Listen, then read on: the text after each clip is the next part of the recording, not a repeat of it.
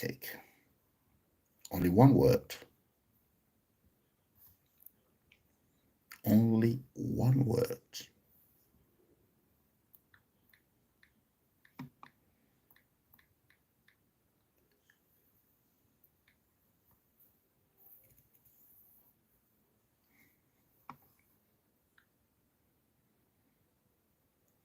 Only one word.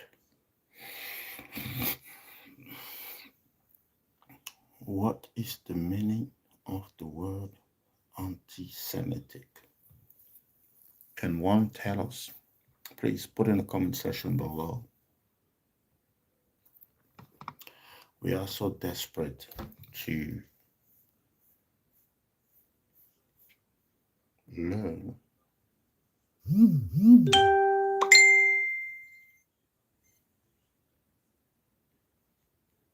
Anti-Semitic.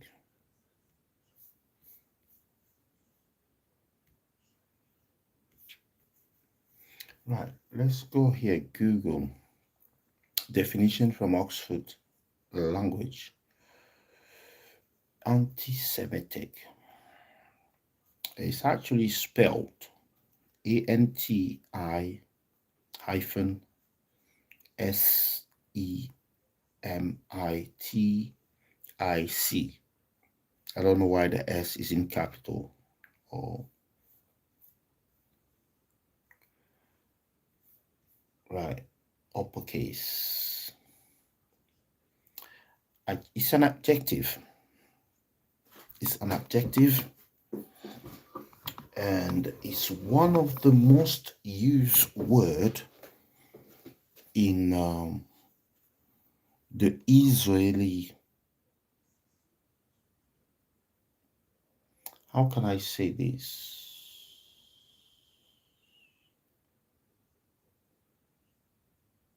It's one of the, I mean, even racism, even racist, right? Racist. So he's talking about anti-Semite, anti-Semitism. You've got racism. So when you take all, whether it's anti-religion, like the hatred for another religion, the hatred for another race, the hatred for another gender, anti-Semite seem to be this one adjective that even everything else put together, this anti-Semitic seem to be the most popular accusation used by the establishment on the state of Israel. So what is it? It's an adjective, anti-Semitic. And the definition given here by Oxford Language Dictionary is hostile to or prejudiced against Jewish people. Right. Full stop. So hostile, this is a very vague kind of definition. And that's why you will include everything in there. So let's try this. Let's try this. What is racism?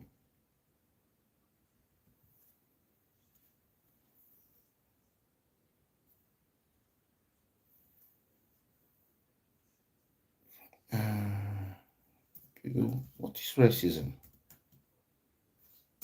Let's put this.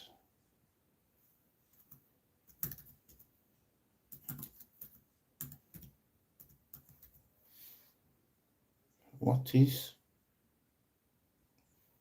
the definition or the meaning of racism? Okay, racism.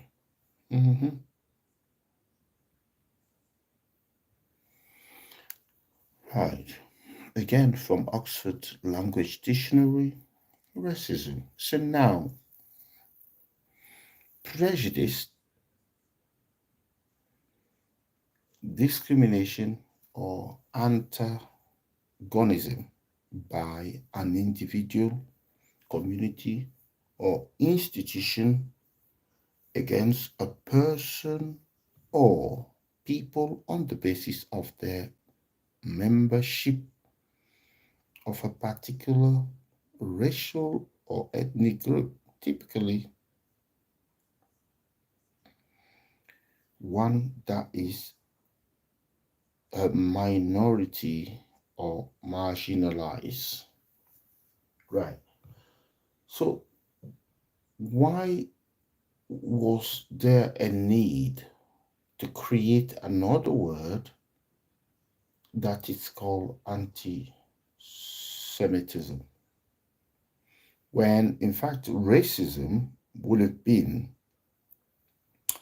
a correct, appropriate to protect ethnic group, a particular racial or ethnic group is Jewish, Judaism, not an ethnic group or something like that. Are they not a minority? They are. So they fit perfectly in this definition of racism. No, they had to make it special for the Jew people. And I'll tell you why in another moment. So, similar word, racial discrimination, racialism, racial prejudice, xenophobia. You can see there intolerance. The word intolerance is there anymore? Bigotry, chauvinism, fascism, Nazism, apartheid. Why is the word anti Semitism not there? Why? Why have they excluded that word there? Because it fits what is going on with the Jewish people, the discrimination. It says the prejudice, discrimination, or antagonism by an individual, community, or institution against a person or people on the basis of their membership. What's their membership here? The Jewish belief or the Judaism, Jewish state, or ethnic group, typically one that is a minority or marginalized. That's what happened to the Jews. That's what we get told in history. So it says here that similar word, racial discrimination, racialism, racial prejudice, xenophobia, intolerance, bigotry, chauvinism, fascism, Nazism, apartheid. Now, the belief that different races possess distinct characteristics, ability, or qualities, especially so as to distinguish them as inferior or superior to one another. That's theories of racism. More definitions. Somebody please come tell me why is anti-Semitism not in there? Why is it not there? Somebody tell me. You are trading on dangerous ground. Of course I am, my friend. Yes, of course I am. He shoved his mighty purple-headed warrior deep within Well, some of the comments here are just not worth reading sometime. But I have to say thank you to anybody, anyone who goes in and put a comment in there. Right. So my question is, why another concept was invented? Why is it that another concept was invented when racism, when was racism established? Judaism and stuff, this is the 1950s. We were told around that era, 1930s, 1940s. Yes, 19.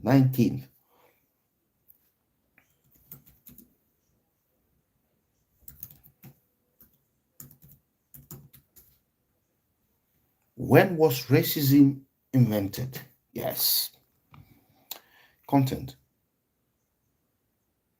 Uh, when? Somebody tells.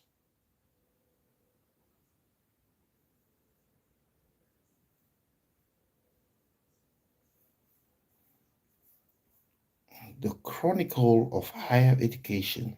Let's try this. When did racism begin? The Chronicle of Higher Education, that's the website that I'm reading from right now.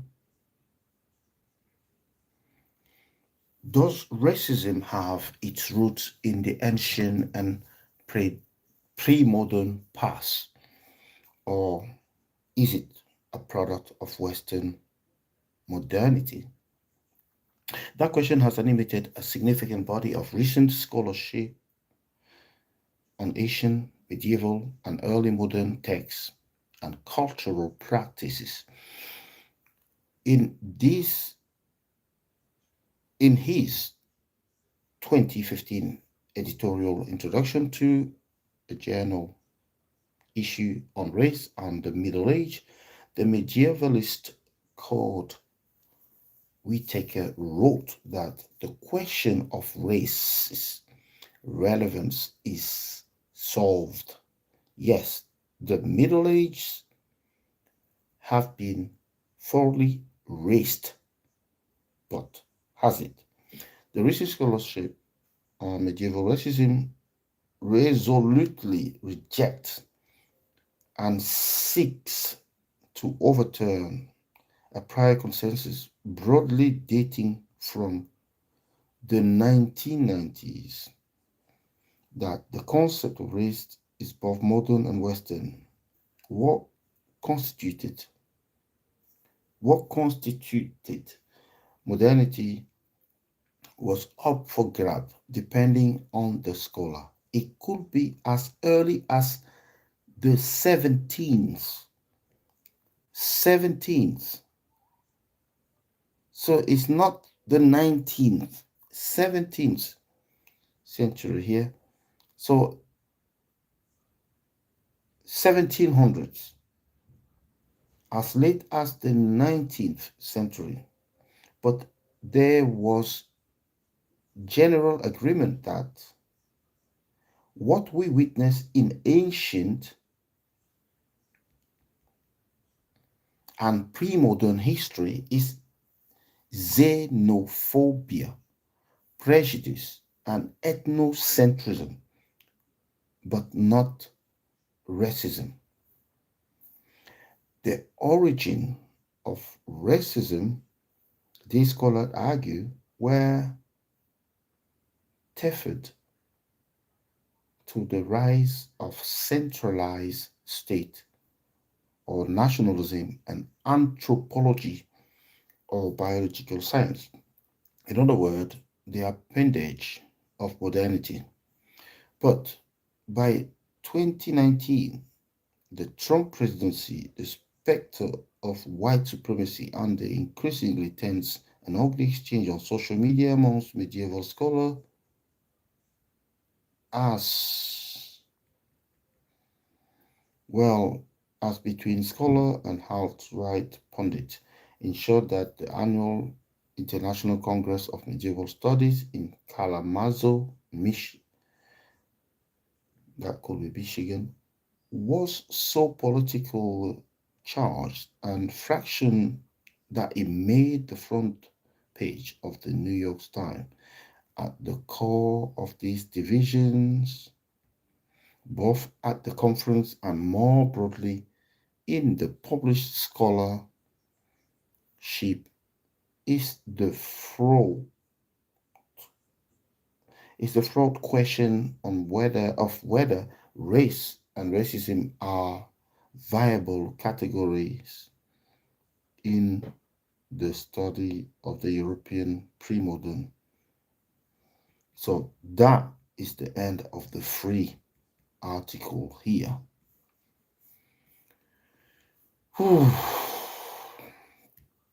It's the end of the free article there.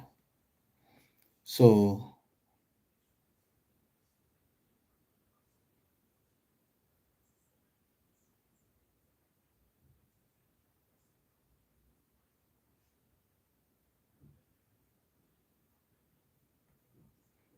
racism existed well before.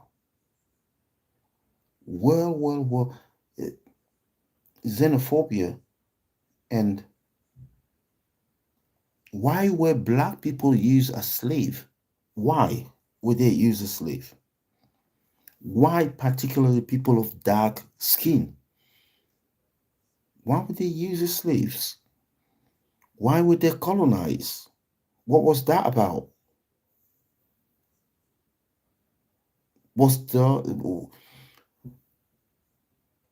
Can we not see a racism taking some important part in this behavior? Can we not see racism in those decisions, in that decision making? Why is it that people of dark skin were predominantly taken as slaves, made to be slaves? Because they were never considered equal. They were considered subhuman. So, there's another one here. Who started racism? Accept all. Let me read this. Human right careers. Okay, this could be interesting.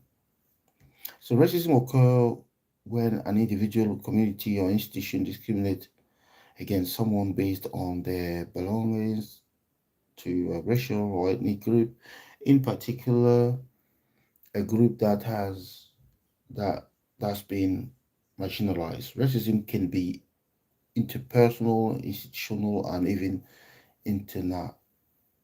internalized. Why discrimination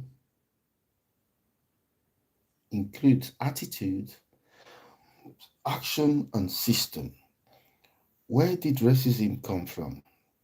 It is something society has always dealt with or did something. Let's did something specifically to its creation. In this article, we'll explore who started racism, provide 5 examples of racism, and describe ways to take action.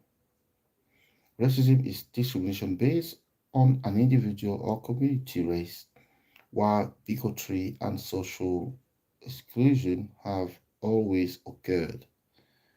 White Europeans and Americans created the modern concept of race to justify slavery.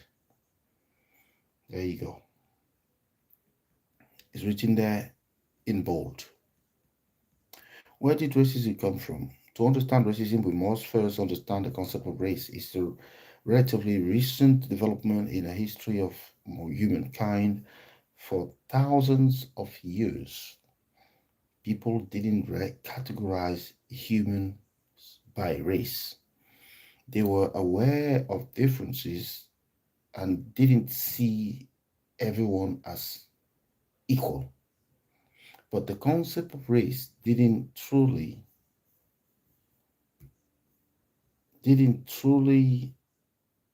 develop until the transatlantic slave trade in the 16th century.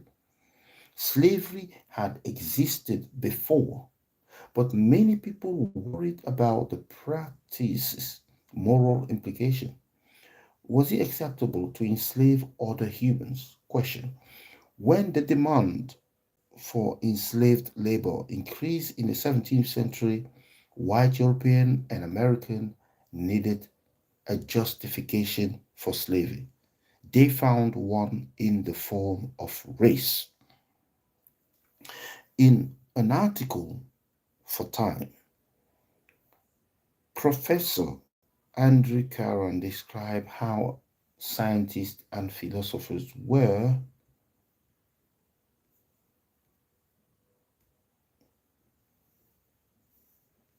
uh, let's do this by small increment. Were eager to physical and physical non-religious explanation for why people from Africa looked different than white Europeans.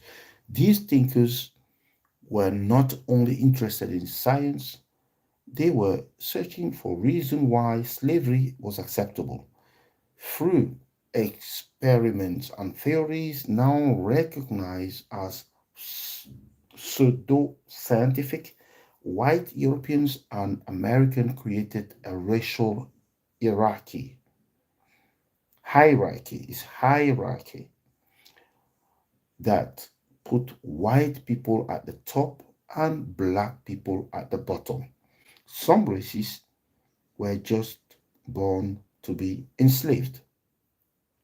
The scientists and philosophers argued, and it would be wrong to go against the natural order.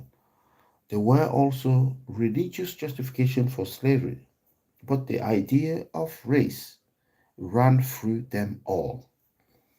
So, who, how has racism evolved? In 1959, the last known slave ship arrived in the United States. 5 years later, slavery was abolished. Britain had already abolished slavery and effectively ended the transatlantic slave trade a few years before, but racism wasn't over. Even those who worked to abolish slavery didn't necessarily think black people were equal to white people. They just didn't think slavery was good. Racism continued to inform people's opinion on each other and themselves, as well as immigration policies, employment policies, housing regulation, and more.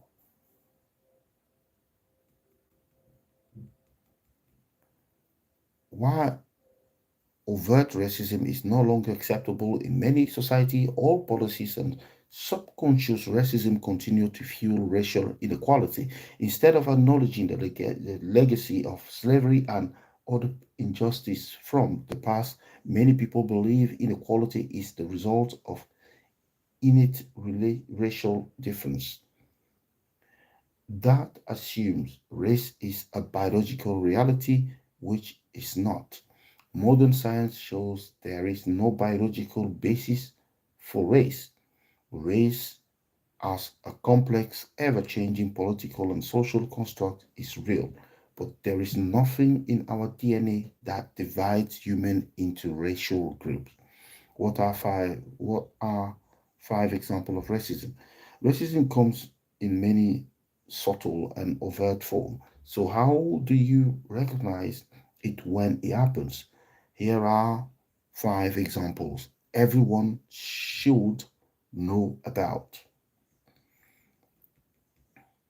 Claiming to not see race. Colorblind racism is based on the misconception that because race isn't real, we shouldn't ever think about or mention race.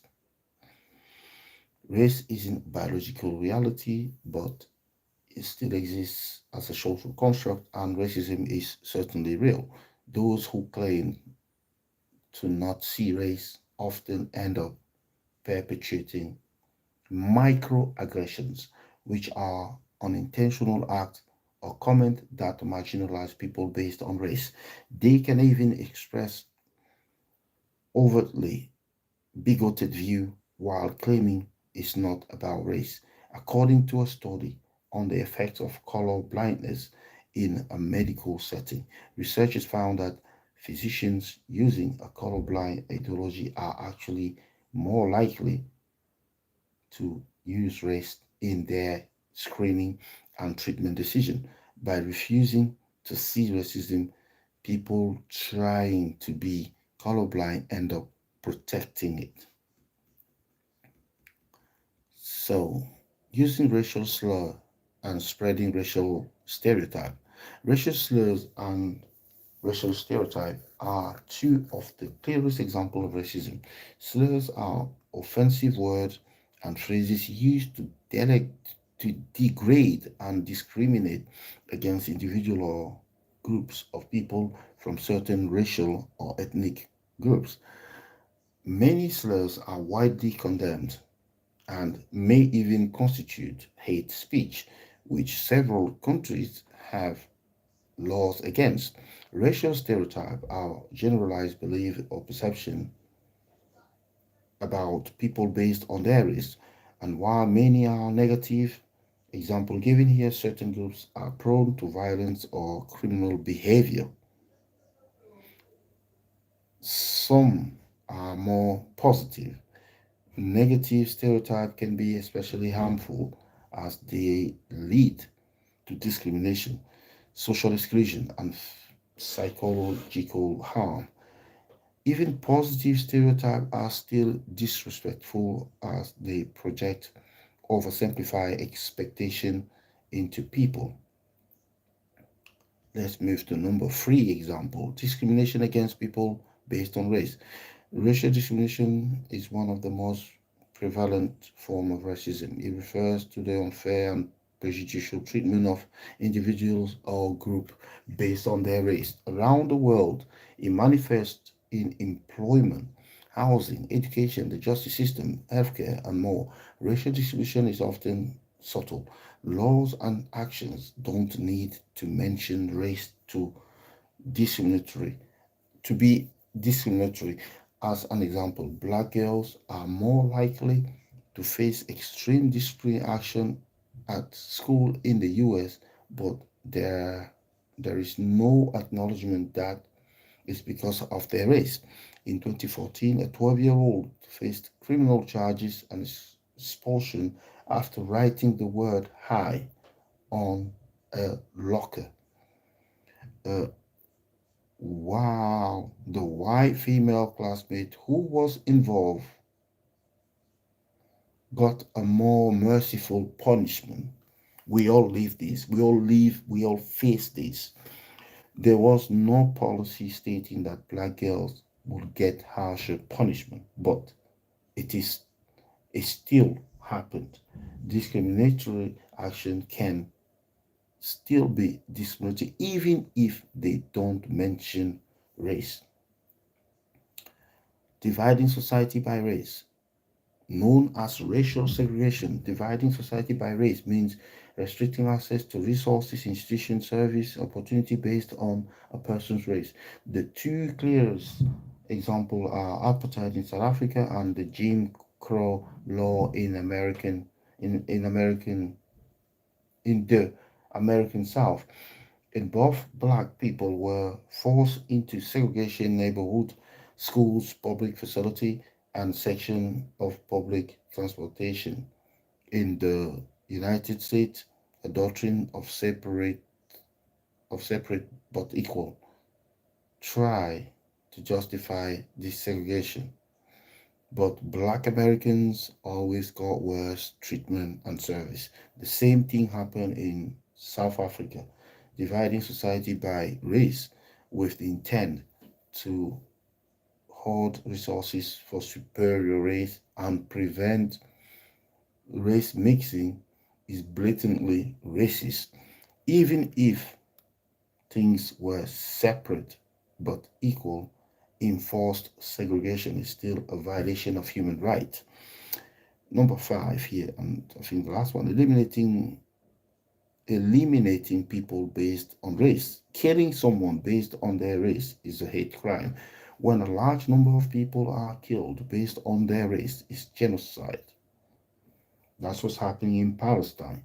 Genocide is a deliberate killing of a large number of people from a specific ethnic group or nation with the intent to eliminate them completely. When you kill 35,000 people. And then it says here the Holocaust is a clear example of this because Jewish people came from a variety of racial backgrounds. They don't belong to one race, but the Nazis defined being Jewish as a separate race. Racializing Jewish people was the first step in marginalizing and dehumanizing them. The same thing is happening in Palestine. The same thing is happening there, where they barely acknowledge that people living there are human. Once, so they can kill what they call Hamas with a complete disregard to the civilians, because those civilians, they're not human in the same level of standing or standard as the rest of us. Once the Nazi had dehumanized Jews, they segregated them, isolated them from society, and then began to systematically kill them. The Holocaust represents the worst form of anti Semitism, which has been around for hundreds of years, although it existed before our modern concept of race. Yeah, modern concept of race. Many experts call it the oldest form of racism. The oldest form of racism.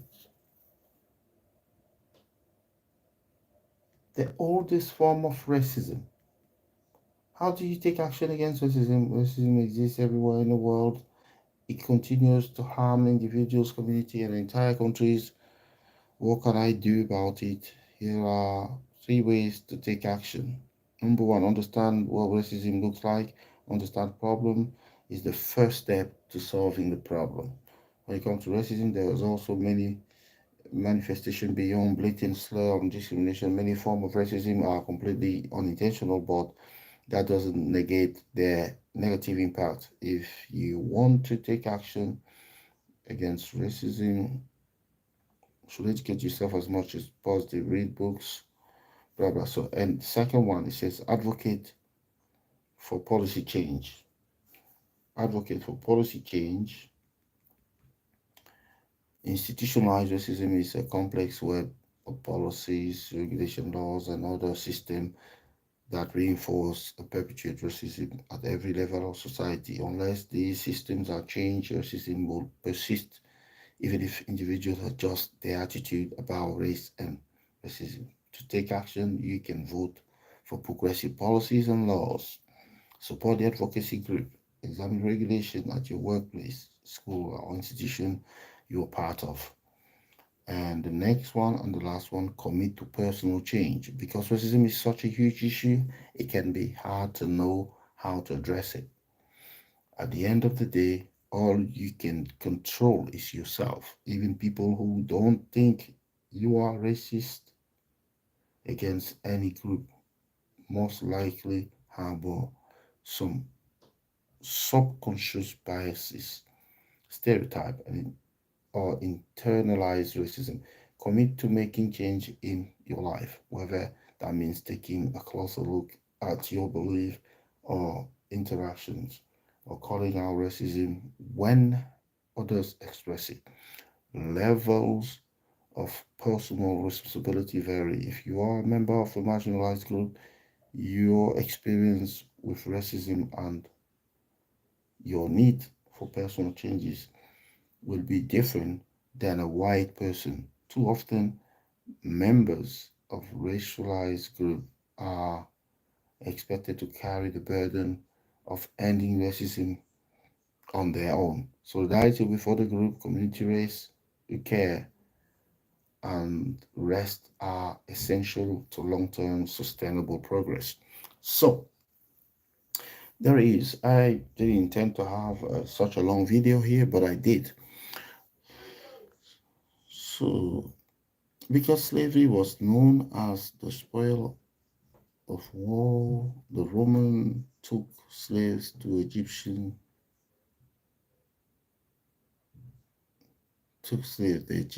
took slave, African trades to slave. Yeah, you're wrong. Racism behavior has been about from at least 3 to 4 thousand before. My example will be the Bronze Age.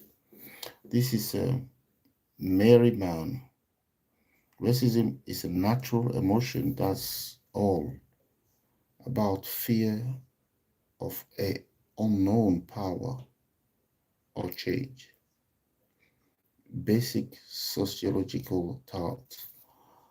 Um, William says again, faith is a wonderful thing. It's religion that curses the problem. You're treading with dangerous ground, my friend. That's how we started. Everything you're saying is wrong. What are you reading? Because it's completely wrong. You're not saying why it's wrong there. You're not saying why it's wrong. This is from a website called humanrightcareers.com. Humanrightcareers.com. You can go there and find this topic about humanrightcareers.com about slavery. And that's it for me today. Thank you for your comment. And you can continue the comment section below. I need to go and do my daily routine, you know, exercise. See you in the comment section below. Our debate continues. I was Mr. D from the Ultimate Life Podcast. See you soon. Take care. Please don't forget to like, share, and subscribe for more.